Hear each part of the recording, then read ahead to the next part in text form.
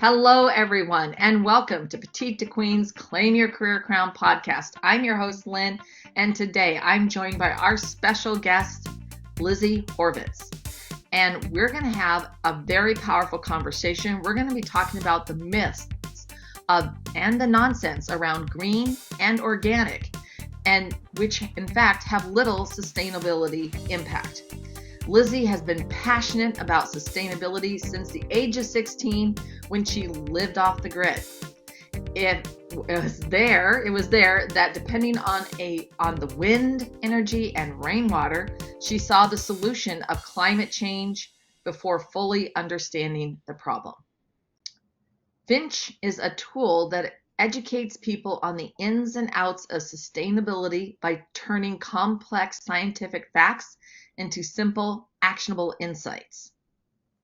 Right now, they're churning out content, have an MVP version of their ecom browser plugin live, and have fantastic expertise to talk on things sustainability, conscious consumerism, and to dispel lots of myths around the nonsense marketing terms like green and organic and so on that drive consumer behavior but has little impact.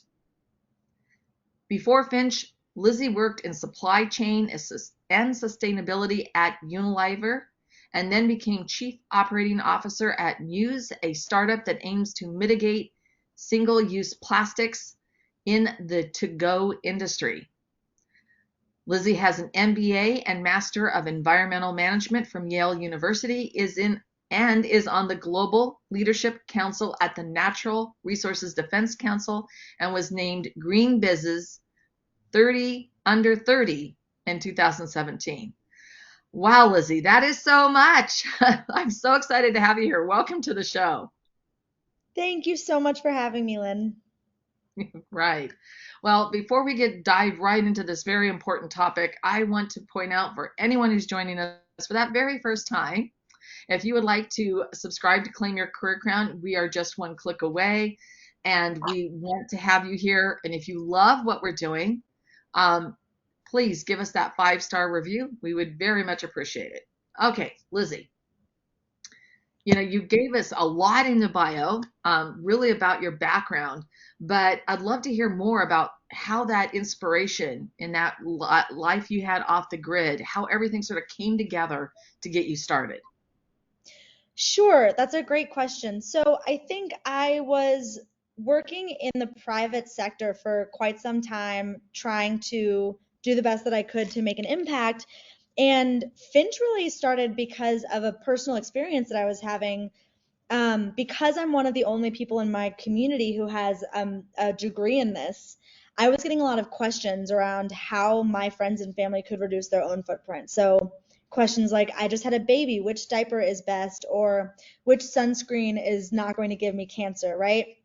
And there was nowhere I could direct people towards. There were a lot of blogs that were based in misinformation and a lot of academic papers that were based in science, but really tough for the average person to understand. And so I really strived to look for something in between that was accessible, but also based in data. And that's really where Finch came in, where we want to make it as easy as possible for people to make small decisions and feel better about their impact on climate change. All right. Well, that's wonderful. So when you built out Finch, I loved some background. How did you do that? What did that process look like? What does it look like now that it's in fruition? Well, the timing was actually really beautiful, which is pretty surprising because I started it right at the beginning of COVID, which for a lot of people was a terrible time to do anything business related. But the beauty of it was, I would say, twofold. The first is I was living with my family, with my parents and sister and brother-in-law. We were all home, quarantining together, and I had the opportunity to have a built-in board of directors, and every night at dinner we would have a big spreadsheet or poster board with sticky notes and sort of play off of one another on what this company could look like. And I think had it been in a normal time when I had a lot of different distractions of a social life and a full-time job and all these different things, it wouldn't have provided me the opportunity to really hear from other people on what they really wanted, even though it was a small sample set of my family. The second thing that was, related is that I had the opportunity to get anybody that I wanted on the phone to chat about this because this was a time when people were really bored. They were at home, not able to do anything. They were craving really interesting things to talk about. And so I would email someone and say, "Can I pick your brain for 30 minutes?" And they'd say, "Yes, I'm free all day.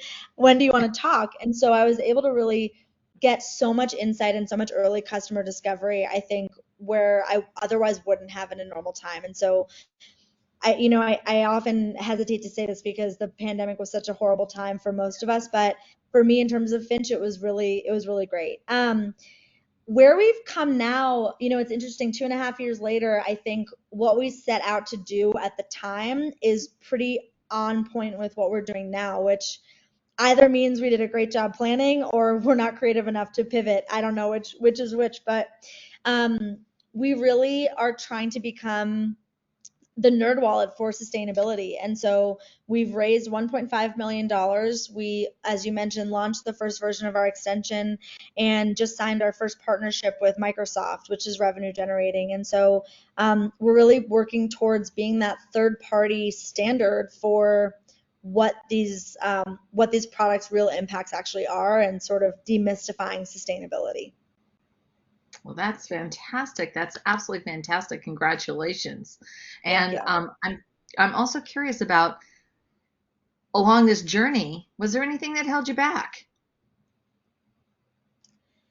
I think the short answer is no. Like I think when you start your own company and you do it full time, you have to be all in, and it's kind of a psychological practice to convince yourself that this is the right decision because the second you start second guessing yourself, there are a lot of reasons not to do it, and the one reason to do it is just that you feel it in your body. And as cheesy as that sounds, I really felt in my core this feels right for me. I think something that every founder struggles with is obviously the financial standpoint of I'm not going to have a salary for a long time. And how do I pay my employees? You get to a point where people's livelihoods are dependent on the success of this company and you're at the head of it. And that's a really scary thing. But, what was always in the back of my mind was failure is a badge of honor these days. I think regardless of what happens when you go to your next interview or company or anything and you say, I started this thing, I put my entire soul into it and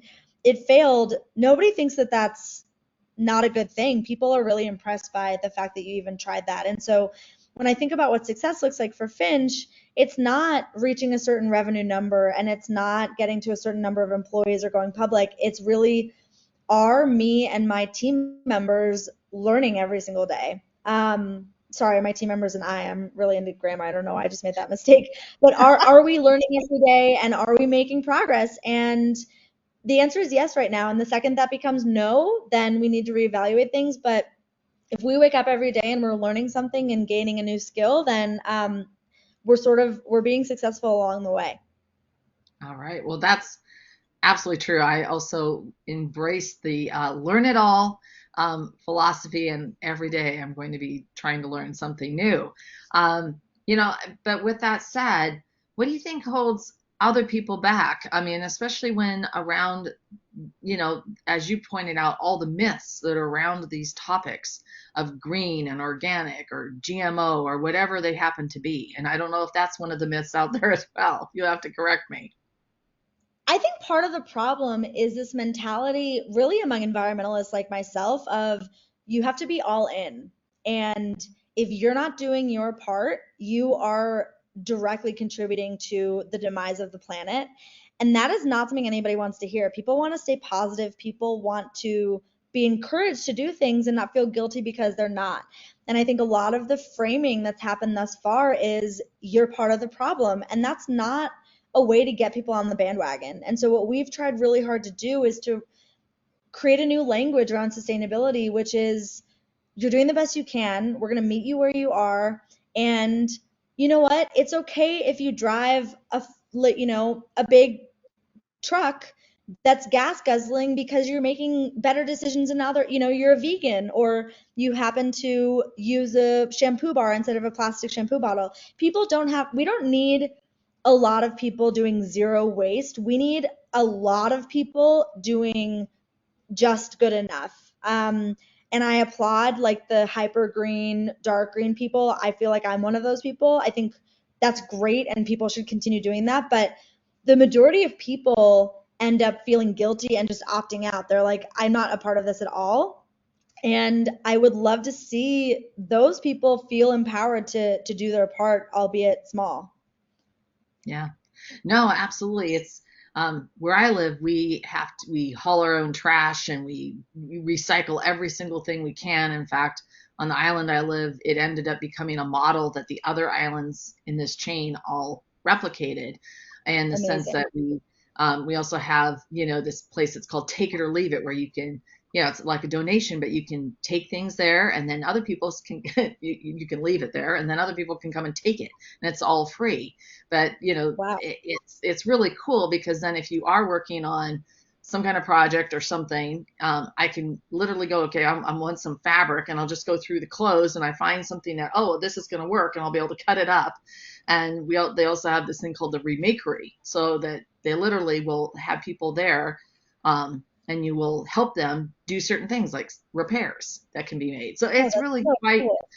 but it does completely change your frame of reference, because I've been doing this for 21 years, and Completely. but there are those choices. Like, I've switched so many products, except not Windex. I can't give up Windex. It's like nothing else works, you know.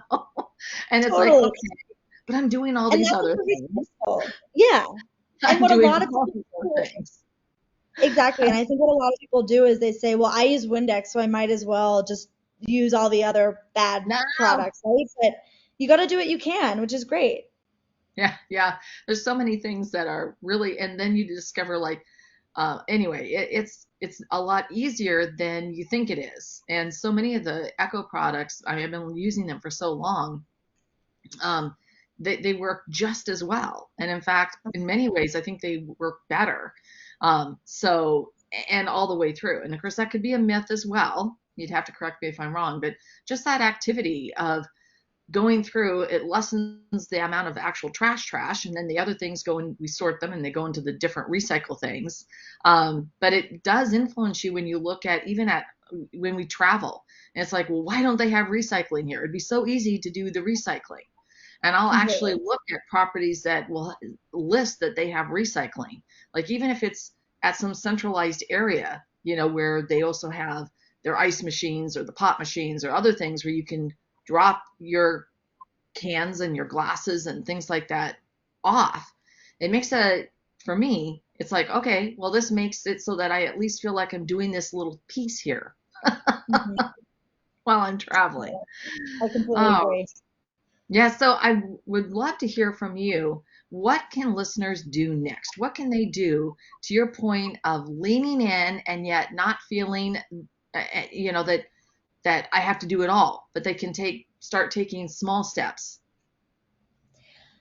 One of the main things we like to recommend is looking at how long your products are lasting, and making sure that they can last as long as possible. So, the simplest example of that is buying a single use anything, whether it's, plastic gets a bad rap, often for valid reasons, but even if it's single use paper or single use like aluminum, that still is not great. So when you think about buying a bottle of a drink or anything, think about, can I make this at home? Can I use a reusable bottle? When I go get coffee, can I bring my own cup? It's little things like that to think through. Is this coffee cup going to be in the trash after the 12 minutes of me drinking it? And if so, then maybe rethink that. And that's a really good habit to get into, where it seems really scary at first, but once how long does it take to form a habit? I think it's 21 days. After, less than a month, it just becomes commonplace. And that's really where I would start. The other thing I would do is engage your friends and family about this. Say, I love this one cleaning product, but I think it has a lot of chemicals in it. Can anybody think of a better cleaning Yeah. product? And start the conversation so that you're spreading the word and that it can become top of mind for as many people as possible. I think that's always a really valuable thing, because the more this becomes top of mind, the more that people vote differently, shop differently. It really has ripple effects more than just, you deciding to buy one product.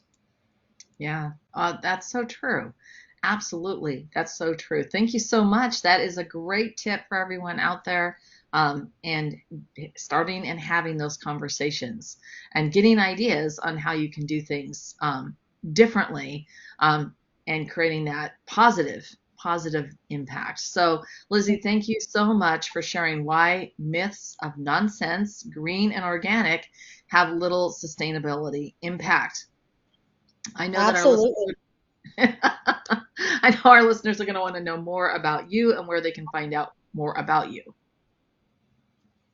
So we can, if you want to go to choosefinch.com, that's where you can get as much information as possible. And what we just launched, which is exciting, is our top 10 lists. And so you can go on and you can see what the best body wash and deodorant and detergent is.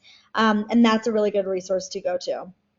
All right. Well, that's fantastic. I will definitely be checking those lists out right after this, and we'll provide all those links right below. So Choose Finch and Lizzie are just one click away.